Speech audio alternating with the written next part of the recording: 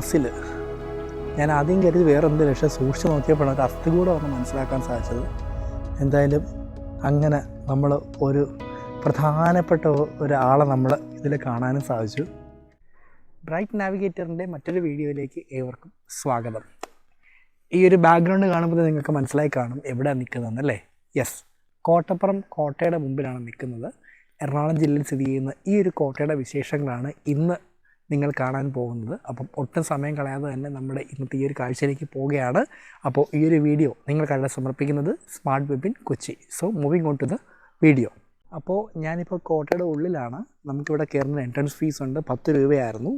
നമുക്ക് car park ചെയ്യുന്നതിനുള്ള parking space ഇല്ല. കുറച്ചങ്ങോട്ട് മാറി ഒരു കലിങ്ങിന് സമീപം പാർക്ക് ചെയ്യണം എന്നാണ് അവർ പറഞ്ഞത്. അത് പ്രകാരം നമ്മൾ കാറ് കുറച്ചങ്ങോട്ട് മാറ്റി പാർക്ക് ചെയ്ത് നമ്മളിവിടെ വന്നു. എൻട്രൻസ് ഫീസ് കൊടുത്തു. നമ്മൾ 2 പേരുടെ എൻട്രൻസ് ഫീസ് നമ്മൾ കൊടുത്തിട്ട് നമ്മൾ അകത്തോട്ട് കയറിയിരിക്കുകയാണ്. അപ്പം നമുക്ക് എന്താണെന്നുള്ള കാഴ്ച നമുക്ക് കാണാം. സോ നമ്മളെന്തായാലും ഇവിടേക്ക് ആദ്യത്തേക്ക് നമ്മൾ വരുന്ന സമയത്ത് നമുക്ക് മനോഹരമായൊരു കാഴ്ച. കാരണം ഈ ഒരു ലേക്കിൻ്റെ സൈഡിലൂടെയുള്ള ഈ ഒരു കല്ല് പാകിയ ഒരു പാത്ത് വേ ആണ് നമുക്ക് ഈ ഒരു ഭാഗത്ത് നമ്മൾ കയറുമ്പോൾ കാണാൻ സാധിക്കുന്നത്. ഈ ഒരു കോട്ട മുസിരീസ് പൈതൃക പദ്ധതിയുടെ ഭാഗമായിട്ടൊരു സംരക്ഷിത സ്ഥാപനമാണ്, ഒരു സ്മാരകമാണ്. ക്രാക്കന്നൂർ കോട്ട എന്നറിയപ്പെടുന്ന ഈ ഒരു കോട്ട പോർച്ചുഗീസുകാർ AD 1523 നിർമ്മിച്ചതാണ്. 1663 ഡച്ചുകാർ ഈ കോട്ട പിടിച്ചെടുക്കുകയും ബ്രിട്ടീഷ് ഈസ്റ്റ് ഇന്ത്യ കമ്പനിയുടെ പെർമിഷനോട് ട്രാവൻകൂർ കോട്ട വിലയ്ക്ക് വാങ്ങുകയും ചെയ്തു. 1789 ടിപ്പു സുൽത്താൻ ഈ കോട്ട ആക്രമിച്ച് തകർക്കുകയും 1909 ട്രാവൻകൂർ പുരാവസ്തു വകുപ്പ് ഇതൊരു സംരക്ഷിത സ്മാരകമായിട്ട് ഡിക്ലെയർ ചെയ്യുകയും ചെയ്തു. 2009 ഒരു സംസ്ഥാന പുരാവസ്തു വകുപ്പ് പര്യവേഷണം ആരംഭിച്ചതുവരെ ഈ ഒരു കോട്ട വളരെ കാലം ആർക്കും വേണ്ടാത്തൊരു അവസ്ഥയിലായിരുന്നു. എന്തായാലും ഉത്ഖനനവും അതുപോലെ കൊത്തളങ്ങൾ തുടങ്ങി നിരവധി കെട്ടിടങ്ങളുടെ അടിത്തറ പോർച്ചുഗീസ് ഡച്ച് കാലഘട്ടങ്ങളുടെയും അതിന് മുൻകാലഘട്ടങ്ങളെ റെപ്രസെൻ്റ് ചെയ്യുന്ന ഒരുപാട് പുരാവസ്തു അവശേഷിപ്പുകളൊക്കെ ഇതിൽ കണ്ടെത്താൻ സാധിച്ചിട്ടുണ്ട്. എന്തായാലും muziris.org എന്ന പറഞ്ഞ വെബ്സൈറ്റിലൂടെ ഇതിൻ്റെ ഒരു ഏകദേശം ഒരു വിവരണമൊക്കെ നമുക്ക് കാണാനായിട്ട് സാധിക്കും. അതുപോലെ തന്നെ നമ്മൾ ഈ ഒരു കോട്ടയിലേക്ക് നമുക്ക് മൺഡേ ഒഴികെയുള്ള എല്ലാ ദിവസങ്ങളിലും മോർണിംഗ് 10 to ഈവനിങ് 6 ഇവിടെ ഓപ്പൺ ആണ് എന്നത് ഞാൻ ഈ ഒരു സമയത്ത് ഓർപ്പിക്കുകയാണ്. എന്തായാലും നമുക്ക് അകത്തോട്ടുള്ള കാഴ്ചകൾ നമുക്ക് കണ്ടുപോകാം. നമ്മൾ ഈ ഒരു പാത്വേയിലൂടെ പോകുമ്പോൾ ഇവർ പല സ്ഥലങ്ങളും എഴുതി വെച്ചിട്ടുണ്ട്. പുല്ലിൽ ചവിട്ടരുത് എഴുതി വെച്ചിട്ടുണ്ട്, അത് പ്രത്യേകം ശ്രദ്ധിക്കുക. നമുക്കിങ്ങനെ പോകുന്ന സമയത്ത് നല്ല ഒരു കൂൾ ഒരു അറ്റ്മോസ്ഫിയറാണ്. പ്രത്യേകിച്ചും ഒരു 4 മണി സമയത്ത് നമ്മൾ വന്നാൽ ഏറ്റവും ആപ്റ്റ്, അല്ലെങ്കിൽ ഒരു 10 മണി സമയത്ത്. എന്തായാലും നല്ല ഒരു മനോഹരമായ ഒരു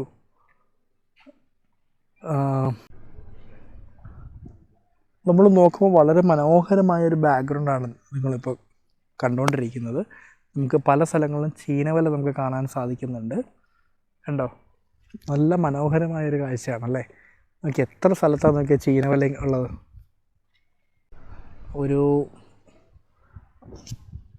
ഒരു കോട്ടയുടെ ഒരു അവശിഷ്ടമാണ് നിങ്ങൾ ഈ കണ്ടുകൊണ്ടിരിക്കുന്നത്. നമ്മൾ കോട്ടയുടെ പ്രധാനപ്പെട്ട ഭാഗങ്ങളിലേക്ക് നമ്മൾ കയറിക്കഴിഞ്ഞു. ഒരുപാട് കാണാനുണ്ട് ഇനിയും. എന്തായാലും ഇതൊരു വൺ ഓഫ് ദ മോണ്യുമെൻ്റാണ്.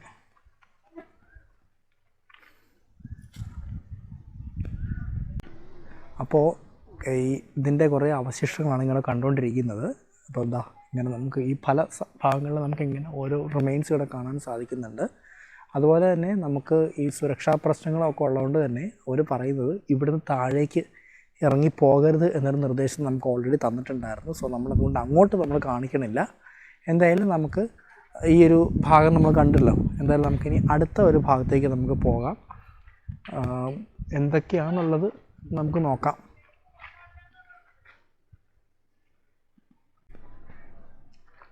ഇതും അതിൻ്റെ ഓരോ അവശിഷ്ടങ്ങളാണ്. ഇത് വളരെ പഴക്കം ചെന്ന ഒരു മോണ്യുമെൻ്റാണ്. നമ്മളിവിടെ നോക്കുമ്പോൾ തന്നെ ഇതെല്ലാം പലതും ഇങ്ങനെ നശിച്ചു പോയി കഴിഞ്ഞു. എന്നിട്ടും ഇതൊരു സംരക്ഷിത സ്മാരകമായിട്ട് ഇതിൻ്റെ അതോറിറ്റീസ് അത് മെയിൻറ്റെയിൻ ചെയ്തുകൊണ്ട് പോവുകയാണ്. ഇവിടെ നോക്കുമ്പം ഒരു ചെറിയൊരു എന്താ പറയുക, ഒരു കുഴി പോലെ കാണാൻ സാധിക്കുന്നുണ്ട്. ആരും ഇങ്ങോട്ടൊന്നും ഇറങ്ങരുത്, ജസ്റ്റ് ഇങ്ങനെ കണ്ടുപോകാനേ പറ്റുള്ളൂ. ഇത് ഒരു ചെറിയൊരു ഗുഹയാണ്.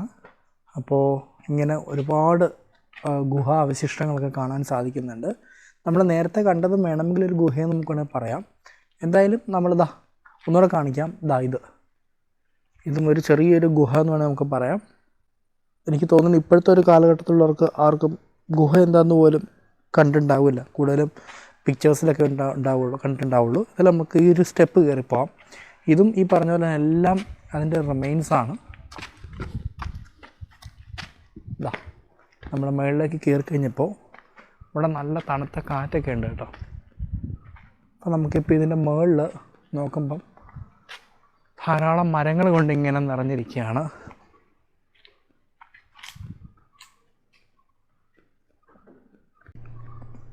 നമ്മൾ നേരത്തെ കണ്ട് പോയ ആ ഒരു ഭാഗങ്ങളുടെ ഒരു ഏരിയൽ വ്യൂ ആണ് ഈ കാണുന്നത്. എന്ത് ഭംഗിയാന്ന് നോക്കിയാൽ ആ ഒരു ബാക്ക്ഗ്രൗണ്ടിൽ ആ ചീനവലയും അതുപോലെ തന്നെ ആ ഒരു ലേക്കും എല്ലാം കൊണ്ട് വളരെ ഒരു ഭംഗിയാണ്. അത് കല്ല് പാകിയ ഒരു പാത്വേയും. അങ്ങനെ നടന്ന് ഞാനിവിടെ ഒരു മനോഹരമായ ഒരു ഇരിപ്പിടത്തിൽ ഇങ്ങനെ ഇരിക്കുകയാണ്. ഇവിടെ മാത്രമല്ല കേട്ടോ, ഇങ്ങനെ ഒരു 2-3 സ്ഥലത്ത് ഇങ്ങനെ സമാനമായ ഇരിപ്പിടങ്ങളുണ്ട്. വളരെ നീറ്റ് ആൻഡ് ക്ലീനാണ്. സാധാരണ നമ്മൾ ഇങ്ങനെയുള്ള ഇരിപ്പിടങ്ങളൊക്കെ ഇരിക്കുമ്പം എന്തെങ്കിലും അഴുക്കുകളോ പൊടിയൊക്കെയാണ്. പക്ഷെ ഇവിടെ അങ്ങനെയൊന്നുമില്ല. ഇപ്പോൾ ജസ്റ്റ് ഞാനിങ്ങനെ കൈ കൊണ്ട് ടച്ച് ചെയ്യുന്ന സമയത്ത് പോലും ഒരു തരി പൊടിയില്ല. കാരണം അത്രയും വെൽ മെയിൻറ്റൈൻഡ് ആയിട്ടാണ് ഇവരിത് കൊണ്ടുപോകുന്നത്. അപ്പോൾ നമ്മുടെ ഈ ഒരു കോട്ടയുടെ ഒരു ചരിത്രം നമുക്കൊന്ന് പറയാം. എന്തായാലും 1523 പോർച്ചുഗീസുകാർ നിർമ്മിച്ച കോട്ടയാണ് ഈ ഒരു കോട്ട. കൊടുങ്ങല്ലൂർ കോട്ടയെന്നും അറിയപ്പെടുന്നുണ്ട്. തൃശ്ശൂർ ജില്ലയിൽ കൊടുങ്ങല്ലൂർ എന്നുള്ള സ്ഥലത്ത് കോട്ടപ്പുറം എന്ന സ്ഥലത്താണ് ഈ ഒരു കോട്ട സ്ഥിതി ചെയ്യുന്നത്. കോട്ടപ്പുറം കോട്ട, ക്രാക്കന്നൂർ കോട്ട, സെൻറ്റ് തോമസ് കോട്ട, ടിപ്പുവിൻ്റെ കോട്ട എന്നിങ്ങനെ പല പേരിലും ഈ ഒരു കോട്ട അറിയപ്പെടുന്നുണ്ട്. കൊച്ചിയിൽ പോർച്ചുഗീസ് മേധാവിത്വത്തിൻ്റെ മൂന്ന് നെടും തൂണുകളിൽ ഒന്നാണ് ഈ ഒരു കോട്ടയെന്ന് പറയുന്നത്. മറ്റ് 2 1505 നിർമ്മിച്ച ഇമാനുവൽ കോട്ടയും 1503 നിർമ്മിച്ച പള്ളിപ്പുറം കോട്ടയുമാണ്. നമ്മൾ പള്ളിപ്പുറം കോട്ട പിന്നീട് നിങ്ങൾക്കായിട്ട് കാണിക്കുന്നതായിരിക്കും.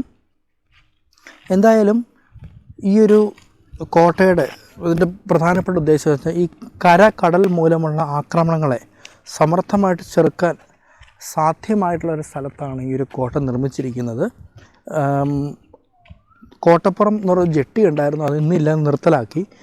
അതിന് അല്പം കിഴക്കായിട്ട് കൃഷ്ണൻ കോട്ടയുടെ പടിഞ്ഞാറായിട്ട് ഒരു കോണിലാണ് ഈ ഒരു കോട്ട സ്ഥിതി ചെയ്യുന്നത്. ഒരു ചെറിയ കുന്നിൻപുറം ഉൾപ്പെടുന്ന തരത്തിലാണ് ഈ ഒരു കോട്ട നിർമ്മിച്ചിരിക്കുന്നത്. അകത്ത് കൊത്തളങ്ങൾ, വെടിക്കോപ്പ് ശാല, അങ്ങനെ പലതുമുണ്ട്. 18 അടി വീതിയിലാണ് ഈ ഒരു കോട്ട നിർമ്മിച്ചിരിക്കുന്നത്. അതും ചെങ്കല്ല് കൊണ്ട്. നിങ്ങൾക്ക് ഇപ്പോഴും കാണാൻ പറ്റും, ചെങ്കല്ലിൻ്റെ അവശിഷ്ടങ്ങളൊക്കെ നിങ്ങൾക്ക് കാണാൻ പറ്റും. സോ പ്യുവർലി ഇത് ചെങ്കല്ല് കൊണ്ട് മാത്രമാണ് നിർമ്മിച്ചിരിക്കുന്നത്. ഇതിൻ്റെ ചരിത്രം പറയുന്നത് പോർച്ചുഗീസ് കോട്ടകളിൽ വെച്ച് അതിബലിഷ്ഠവും അജയ്യവുമായിട്ടായിരുന്നു ഈ ഒരു കോട്ട ഉണ്ടായിരുന്നത്.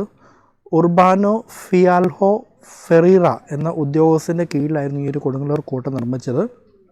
അതുപോലെ തന്നെ ബറ്റേവിയയിലെ ആസ്ഥാനത്ത് നിന്നും കോട്ട പിടിക്കാനുള്ള കൽപ്പന ലഭിച്ച ഡച്ചുകാർ കൊല്ലത്ത് നിന്നും കൊടുങ്ങല്ലൂരിൽ വരികയും എന്നാൽ കൊച്ചി രാജാവ് പാലിയത്തച്ഛൻ്റെ നേതൃത്വത്തിൽ 400 നായർ പടയാളികളോടൊപ്പം കോട്ടയിൽ തമ്പടിക്കുകയും അങ്ങനെ തുടർന്ന് ഡച്ചുകാർക്ക് സാമൂതിരിയുടെ സഹായമൊക്കെ ഉണ്ടായിരുന്നു. എന്തായാലും ഡച്ചുകാർ കടൽ മാർഗങ്ങൾ ഉപരോധിക്കുകയും കോട്ടയ്ക്കടുത്തായിട്ട് ഒരു തുരങ്കം നിർമ്മിക്കുവാനായിട്ട് പ്ലാൻ ചെയ്യുകയും ചെയ്തു. അങ്ങനെ പോർച്ചുഗീസുകാർ പീരങ്കിക്ക് മുന്നിൽ അവർക്ക് പിടിച്ചു നിൽക്കാനായിട്ട് സാധിച്ചില്ല. ഡച്ചുകാർ ഈ ഒരു കാര്യമായിട്ട് ബന്ധപ്പെട്ട സന്ധി സംഭാഷണത്തിനൊക്കെ അവരോട് റിക്വസ്റ്റ് ചെയ്തെങ്കിലും ഫിയാൽഹോ ആക്രമണം അത് ശക്തിപ്പെടുകയാണ് ചെയ്തത്. എന്തായാലും പിന്നീട് ഇത് അറിയപ്പെടുന്നത് 1662 ജനുവരി 15 ഡച്ചുകാർ ആക്രമണങ്ങൾ വീണ്ടും റീസ്റ്റാർട്ട് ചെയ്യുകയും പീരങ്കി കൊണ്ട് കോട്ടയിൽ വിള്ളലുണ്ടാക്കി അതുവഴി അകത്തേക്ക് കയറാനും ഒക്കെ സാധിച്ചു. എന്തായാലും കോട്ടയുടെ പ്രധാന ഭാഗങ്ങൾ കൈക്കലാക്കിയതോടെ പോർച്ചുഗീസുകാർ തോണികളിൽ കയറി അമ്പഴക്കാട്ട സെമിനാരിലേക്ക് രക്ഷപ്പെടുകയും ചെയ്തു. ഫിയാൽഹോയും അതുപോലെ 200 പോർച്ചുഗീസ് പട്ടാളക്കാരും 400ഓളം നായർ പടയാളികളും ഈ ഒരു യുദ്ധത്തിൽ കൊല്ലപ്പെടുകയും ചെയ്തു. പടപ്പാട്ടെന്ന് പറയുന്ന മലയാള കാവ്യത്തിൽ ഈ ഒരു കാലഘട്ടത്തിൽ നടന്ന യുദ്ധത്തെക്കുറിച്ച് പ്രതിപാദിച്ചിട്ടുണ്ടായിരുന്നു. പക്ഷേ അതിൻ്റെ എഴുത്തുകാരാരെന്നും വ്യക്തമല്ല. അതുപോലെ തന്നെ ഭൂമര സന്ദേശം എന്ന സംസ്കൃത കാവ്യത്തിലും ഈ ഒരു കോട്ടയെ പറ്റി പരാമർശിച്ചിട്ടുണ്ട്. ഈ ഒരു ഗ്ലാസ്സിൽ ഞാൻ ആദ്യം കരുതി വേറെ എന്തെങ്കിലും, പക്ഷേ സൂക്ഷിച്ച് നോക്കിയപ്പോഴാണ് ഒരു അസ്ഥികൂടമാണ് മനസ്സിലാക്കാൻ സാധിച്ചത്. എന്തായാലും അങ്ങനെ നമ്മൾ ഒരു പ്രധാനപ്പെട്ട ഒരാളെ നമ്മൾ ഇതിൽ കാണാനും സാധിച്ചു. ഇത് തുറന്നു കിടക്കുകയാണോ? അല്ല, ഇങ്ങനെ പിടിച്ചപ്പോൾ ചെറിയൊരു ഇളക്കമൊക്കെ ഉണ്ടായിരുന്നു.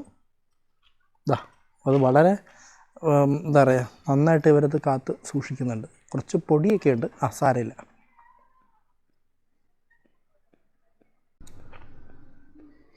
ഇരുപത്തിയഞ്ച് വർഷങ്ങൾക്ക് ശേഷം ടിപ്പു സുൽത്താൻ്റെ കാലത്ത് അദ്ദേഹം മലബാർ കീഴടക്കുകയും തിരുവിതാംകൂർ ലക്ഷ്യമാക്കുകയും ചെയ്തപ്പോൾ തിരുവിതാംകൂർ നെടുങ്കോട്ട ശക്തിപ്പെടുത്താനായിട്ട് ആരംഭിച്ചു. അങ്ങനെ മൈസൂർ രാജാവിൻ്റെ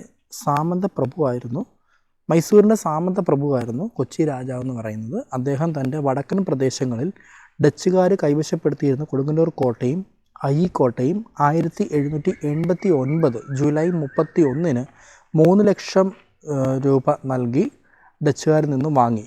അങ്ങനെ നിവൃത്തിയില്ലാതെ ഡച്ചുകാർ വിറ്റു എന്ന് വേണം നമുക്ക് പറയാം. അവർ അത്രത്തോളം ഒരു പ്രഷറിലായിരുന്നു,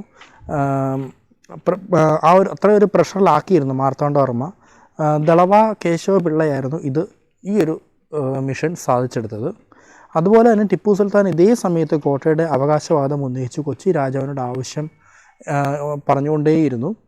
എന്താണെന്ന് പറഞ്ഞാലും ഒരു യുദ്ധത്തിലേക്ക് നീങ്ങുന്നതിന് മുന്നേ തന്നെ തിരുവിതാംകൂറിൻ്റെ സഖ്യകക്ഷികളായ മദ്രാസ് ഗവർണറിനോട് കോട്ടകളുടെ കാര്യത്തിൽ തീരുമാനം ഉണ്ടാക്കാനായിട്ട് അദ്ദേഹം ഗവർണർ ഹോളന് കത്തയക്കുകയും ഗവർണർ പൗണിയെ രാജാവുമായി സംസാരിക്കാൻ നിയോഗിക്കുകയും ചെയ്തു. എന്നാൽ കാര്യങ്ങൾ രമ്യമായിട്ട് പരിഹരിക്കാൻ കഴിയില്ലെന്ന് വന്നതോടെ മൈസൂർ സൈന്യം 1787 ഡിസംബറിൽ നെടുങ്കോട്ടയുടെ മേലൂരുള്ള ഭാഗം ആക്രമിക്കുകയും ഒരു ഭാഗം അങ്ങനെ കീഴടക്കുകയും ചെയ്തു. തിരുവിതാംകൂർ സൈന്യം ആദ്യം ചിതറി ഓടിയെങ്കിലും വർദ്ധിച്ച വീര്യത്തോടെ അവർ തിരിച്ചടിച്ചു. ഇതിൽ മൈസൂർ സൈന്യത്തിന് കനത്ത നാശനഷ്ടങ്ങൾ ഉണ്ടായിട്ടുണ്ടായിരുന്നു. അങ്ങനെ അവർ പിന്നീട് പിൻവാങ്ങുകയും ചെയ്തു. മൈസൂർ പക്ഷത്ത് സെമാൾ ബേഗ് പോലുള്ള സൈന്യാധിപന്മാർ മരണമടയുകയും കൂടുതൽ പോഷക സേനകളുമായിട്ട് അതേ വർഷം തന്നെ ഏപ്രിൽ 15 നെടുങ്കോട്ട ആക്രമിച്ച് 6 ദിവസം കൊണ്ട് 1 കിലോമീറ്ററോളം നീളത്തിൽ കോട്ട നശിപ്പിക്കുകയും തുടർന്ന് മെയ് 7 കൊടുങ്ങല്ലൂർ കോട്ട പിടിക്കുകയും ചെയ്തു. പിന്നീട് ഒന്നൊന്നായി പള്ളിപ്പുറം, പറവൂർ, കുര്യാപ്പള്ളി എന്നീ കോട്ടകളും പിടിച്ചു. എന്നാൽ ഇംഗ്ലീഷുകാർ ശ്രീരംഗപട്ടണം ആക്രമിക്കാൻ തയ്യാറെടുക്കുന്ന പറഞ്ഞ ടിപ്പു സുൽത്താൻ തിരുവിതാംകൂർ ആക്രമണം മതിയാക്കി തിരിച്ചു പോവുകയും ചെയ്തു. എന്തായാലും കോട്ടയ്ക്കകത്തുണ്ടായിരുന്ന ജാതികായകൾ പറപ്പിച്ച് ടിപ്പു സുൽത്താൻ മൈസൂർക്ക് കൊടുത്തയച്ചിരുന്നു എന്നും പല രേഖകളും പറയുന്നു.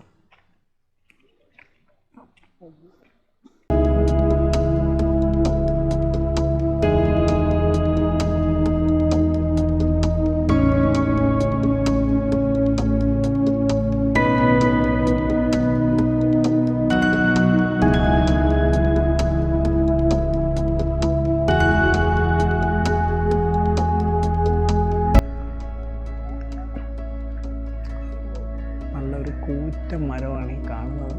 അത്യാവശ്യം നല്ല പഴക്കമുണ്ടെന്ന് നമുക്ക് ഊഹിക്കാം. അപ്പോൾ ഈ വീഡിയോ ഇവിടെ വൈൻഡപ്പ് ചെയ്യുകയാണ്.